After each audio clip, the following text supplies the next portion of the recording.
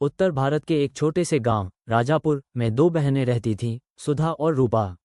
रूपा बहुत खूबसूरत थी, उसका रंग दूध सा उजला, बड़ी बड़ी आंखें और लंबे रेशमी बाल। जब वो गांव की गलियों से निकलती थी तो लोग उसे देखते ही रह जाते थे। दूसरी ओर सुधा सांवली थी, उसके चेहरे पर चेचक के कुछ निशान थे और वह दिखने में साधारण से भी कुछ कम थी। लेकिन इस कहानी की खूबसूरती सिर्फ चेहरे की नहीं बल्कि दिल की है।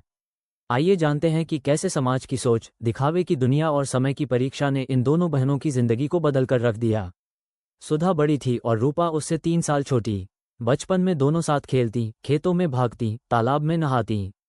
माँ पिता उन्हें एक समान प्यार करते थे, लेकिन गांव वाले शुरू से ही तुलना करते, रूपा कितनी सुंदर है और सुधा बस ठीक ठाक। जब कोई मेहमान घर आता तो माँ अनजाने में ही कह देती, ये हमारी रूपा है, बड़ी सुंदर है ना, और फिर धीरे से कहती, ये सुधा है, पढ़ाई में अच्छी है।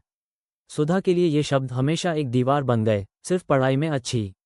समय बीता, अब रूपा 16 की हो चुकी थी और सुधा 19 की। गांव के लड़के अब रूपा के दीवाने हो चले थे। वो जहां जाती निगाहें उसका पीछा करती। वहीं सुधा ने खुद को किताबों में डुबो दिया था। उसने हाई स्कूल में टॉप किया और शहर के कॉलेज में दाखिला लिया। माँ बाबूजी अब रूपा की शादी के सपने देखने लगे। कई रिश्ते आने लगे। एक दिन शहर से एक पढ़ा लिखा लड़का राजेश रिश्ता देखने आया। लेकिन ट्विस्ट तब आया जब उसने सुधा से बात करने की इच्छा जताई। राजेश ने कहा, मैं शादी उस लड़की से करना चाहता हूँ जो सिर्फ सुंदर हो, ऐसा जरूरी नहीं। मुझे एक समझदार, संवेदनशील और आत्मनिर्भर जीवनसाथी चाहिए। उसने सुधा की तारीफ की और कहा, मैंने आपकी बेटी के लेख एक पत्रिका में पढ़े हैं। बहुत प्रभावित हुआ। माँ पिता चौंक गए। रूपा को लगा जैसे किसी ने उससे उसकी पहचान छीन ली हो। लेकिन सुधा भी अचंभित थी। यह पहली बार था कि किसी ने उसकी आत्मा को देखा, उसका दिमाग सराहा। रूपा के दिल में जलन की चिंगारी फूट पड़ी। वो पहले सुधा से हर बात साझा करती थी, लेकिन अब वो चुप रहने लगी। वो खुद को आईने में देखती और सोचती, क्या मेरी सुंदरता अब मायने नहीं रखती? एक दिन उसने सुधा से कह दिया, तुमने मेरा सब कुछ छीन लिया, अब क्या राजेश भी? सुधा के लिए ये तीर था। वो फूट फूट कर रो पड़ी, लेकिन उसने कोई सफाई नहीं दी। उसी रात वो घर छोड़कर शहर चली गई। शहर में सुधा ने पढ़ाई पूरी की और फिर एक गो में काम करने लगी। वो औरतों के आत्मनिर्भर बनने के लिए काम करने लगी। उसकी कहानियां अब राष्ट्रीय पत्रिकाओं में छपने लगीं। उसने एक किताब भी लिखी, रूप की परछाई, जो बेस्ट सेलर बन गई। राजेश उसका अच्छा दोस्त बना रहा, लेकिन सुधा ने कभी उससे शादी नहीं की। उसने खुद को समाज सेवा में झोंक दिया। उधर रूपा की शादी एक अमीर व्यापारी से हो गई, जो शुरू में तो बहुत प्यार करता था, लेकिन कुछ ही वर्षों में उसका असली चेहरा सामने आया।